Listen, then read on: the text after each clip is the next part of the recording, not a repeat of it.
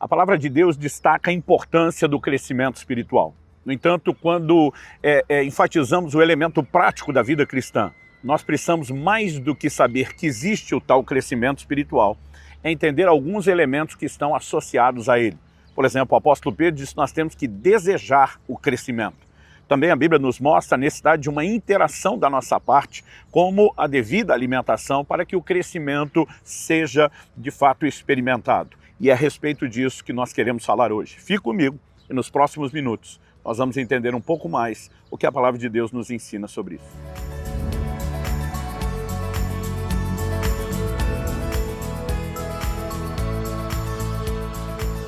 Estou hoje em Brusque, Santa Catarina, na Praça das Esculturas, passando para trazer mais uma palavra ao seu coração. E o texto que eu quero tomar como ponto de partida para a nossa reflexão encontra-se em 1 de Pedro, no capítulo 2, no verso 2, que diz: como crianças recém-nascidas, desejem o genuíno leite espiritual, para que por ele lhes seja dado crescimento para a salvação.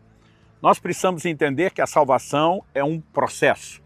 Ele está falando de crianças recém-nascidas, ou seja, no plano espiritual, porque por fora essas pessoas continuavam tendo o seu corpo de adulto, mas espiritualmente eles haviam experimentado o novo nascimento, a regeneração, e são vistas no plano espiritual como bebês. Bebês que precisam crescer para a salvação. Isso nos faz entender que a salvação não se limita apenas à obra inicial de conversão e do novo nascimento. Esse é apenas o início de um processo. O apóstolo Paulo diz em Filipenses 2,12 que nós precisamos desenvolver a nossa salvação, com temor. E nós precisamos olhar para o crescimento espiritual como parte desse processo. É o crescimento para a salvação, para que o combo, o pacote completo seja experimentado. Não apenas a remoção da condenação de pecados já cometidos no passado, mas agora um processo de transformação, de santificação progressiva.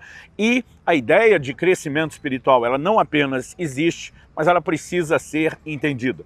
Em primeiro lugar, nós precisamos derrubar o mito de que o crescimento vai acontecer somente com o fator tempo. Na Epístola aos Hebreus, no capítulo 5, nós lemos a respeito disso.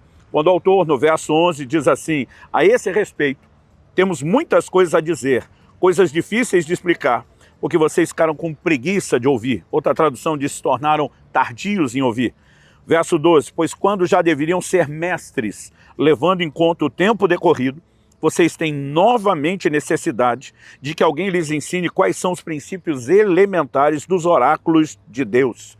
Então, a Bíblia mostra que com o tempo decorrido, passado de vida cristã, de conversão, já deveriam ser mestres. Se esperava que eles tivessem avançado e agora não só já deveriam ter aprendido os fundamentos, os princípios elementares da palavra, dos oráculos de Deus, como já deveriam estar ensinando, compartilhando, orientando e treinando outros. Mas ele diz: não, vocês ainda estão estacionados lá na primeira fase, ainda que o tempo tenha passado.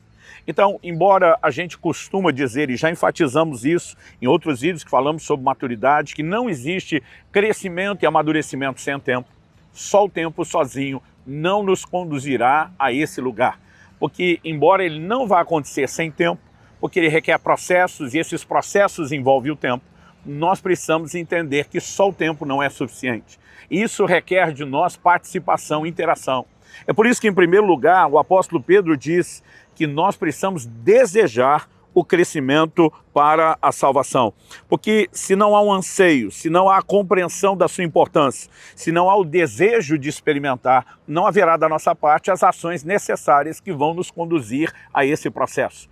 Então, é importante que a gente entenda sobre o crescimento espiritual, não apenas para saber que ele existe, mas isso precisa nos tocar de tal forma que provoque em nós o anseio, o desejo de buscá-lo. Quando o anseio e o desejo é alimentado, acredito que o que vem na sequência é que nós precisamos de orientações práticas, como isso acontece, como isso se processa. Então, quando ele fala a respeito do leite, de desejar o leite, ele está falando de algo que está relacionado à dieta de uma criança. Basicamente, não há crescimento sem tempo, mas também não há crescimento sem alimento. O Senhor Jesus diz em Mateus, no capítulo 4, verso 4, citando Deuteronômio 8, nem só de pão viverá o homem, mas de toda palavra que sai da boca de Deus. Em outras palavras, o que Jesus está dizendo é que nós não somos apenas um corpo, uma matéria a ser alimentado. Somos também seres espirituais. Jesus diz para Nicodemos, o que é nascido da carne é carne, o que é nascido do espírito é espírito. E ele não dizia que nós somos um ou outro, ele dizia que nós somos tanto um quanto o outro. Entramos nesse mundo num corpo de carne, mas o nosso espírito é regenerado, é nascido de novo no momento da conversão a Cristo. E agora, como qualquer criança que nasceu, ele se encontra no estado que precisa de crescimento. E para que haja crescimento é necessário alimento. Mas a palavra de Deus não apenas fala da importância do alimento, que no plano espiritual é a palavra de Deus, nem só de pão viverá o homem, alimento natural, mas de toda a palavra. O alimento espiritual é a palavra de Deus. Essa é a razão pela qual os cristãos não podem ser negligentes no seu relacionamento com a palavra. Nós precisamos de leitura bíblica, nós precisamos de meditação na palavra de Deus, nós precisamos da prática da palavra de Deus, porque todo o relacionamento com a palavra é parte de um processo necessário, não apenas para que tenhamos informação, não apenas para que conheçamos qual é o nosso credo, não apenas para saber o código de conduta, mas é alimento para o nosso espírito. O apóstolo Paulo escreve a Timóteo e diz em 1 Timóteo 4,6, você será nutrido pelas palavras de fé que pregamos. Há uma nutrição espiritual por meio da palavra. Mas, além de reconhecer que há alimento espiritual, nós também precisamos reconhecer que há tipos distintos de alimentos para fases distintas do crescimento. Eu citei anteriormente Hebreus capítulo 5, versos 11 e 12, para mostrar que o tempo é necessário ao crescimento, mas que quando alguém é negligente em relação ao seu envolvimento com a palavra de Deus, que é alimento, ela pode retardar o processo. E o final do verso 12 deixa claro isso. Passaram a ter necessidade de leite e não de alimento sólido.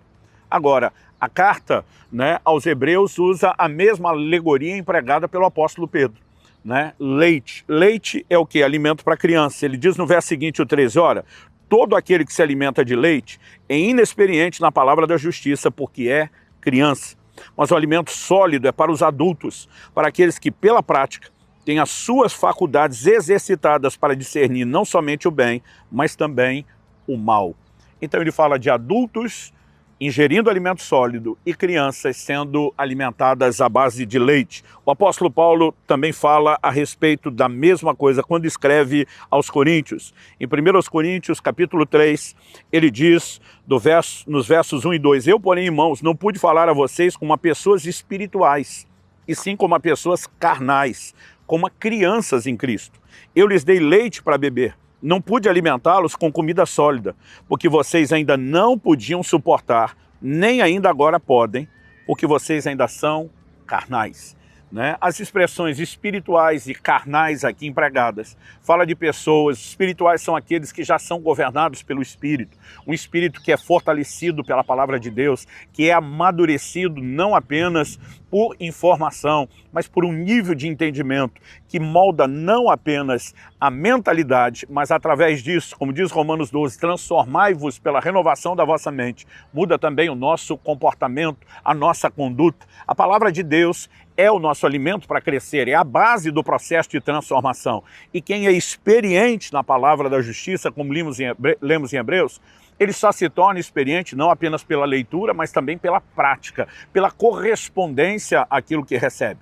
Mas quando as pessoas insistem em permanecer naquele lugar de uma dieta de leite, de um espírito que não se desenvolve, elas acabam sendo controladas em muitos momentos da sua vida pela velha natureza, a natureza carnal. Não significa que não tiveram uma experiência de encontro com Cristo. São chamados de crentes carnais, não são chamados meramente de pecadores, de pessoas que não conhecem a Jesus, mas estão num lugar que lhes falta crescimento. E a falta do crescimento lhes impede viver, experimentar a plenitude. A própria palavra de Deus, ela será entregue num nível muito limitado a quem não tem estrutura para isso. Assim como você não pode dar feijoada para uma criança recém-nascida, nem mesmo caldo, e isso lhe fará mal. Há pessoas que simplesmente não conseguem entrar na compreensão de certos assuntos. Por isso que em Hebreus 5,11 o autor diz, olha, nós temos muito que explicar mas coisas difíceis de entender para vocês que se tornaram negligentes. Não são coisas impossíveis de serem entendidas por qualquer cristão. Elas são difíceis de entender em quem não amadurece. E não adianta simplesmente despejar nenhum tipo de conteúdo doutrinário que só os maduros podem digerir na vida daqueles que ainda não cresceram espiritualmente. Nós precisamos entender que isso não apenas fará de nós cristãos que podem ser modelo e referência para os mais novos, que ensinam, mas que se tornam um exemplo de conduta, moldados pela ação da palavra de Deus. E nós precisamos, de fato, do crescimento espiritual, porque é parte de todo o processo da salvação que nos é oferecido. E temos a responsabilidade também de liderar pelo exemplo. Líderes não são pessoas que apenas fizeram cursos para isso. São aqueles que vivem em primeiro lugar, que podem sair na frente chamando a responsabilidade. Caminhe da forma como estou caminhando. Que possam dizer como Paulo, sejam meus imitadores, como eu sou de Cristo. Supostamente, o que deve se esperar daqueles que lideram, independente do tipo de chamado ministerial ou de dom, é que eles sejam modelo e referência, é que eles possam sair na frente. É por isso que o livro de Hebreus fala sobre imitar a fé que os nossos líderes tiveram, né? Nós não imitamos apenas um conceito, nós reproduzimos um padrão de crença que se traduz com clareza no comportamento. E nada disso é experimentado sem uma ação profunda da palavra de Deus. Ela mudará a nossa forma de pensar, ela alimentará e fortalecerá o nosso espírito. O apóstolo Paulo diz, esquecendo-me das coisas que para trás ficam, avançando para as que estão diante de mim, eu prossigo para o alvo. Quando nos convertemos, passamos por uma porta. Agora estamos trilhando um caminho em direção ao alvo. Todo esse processo é chamado na Bíblia de salvação, até que cheguemos ao final. Quando o apóstolo Pedro vai dizer, para que alcanceis o fim da vossa fé, a salvação das vossas almas. Precisamos parar de pensar em salvação apenas como aquela experiência inicial, entender o pacote completo e não negligenciarmos nada daquilo que nos foi proposto. Viver o crescimento espiritual não nos fará apenas cumprir uma obrigação, nos permitirá desfrutar de Deus e da sua palavra em níveis que ainda não desfrutamos. Então deseje o crescimento, persiga-o correspondendo devidamente com Deus.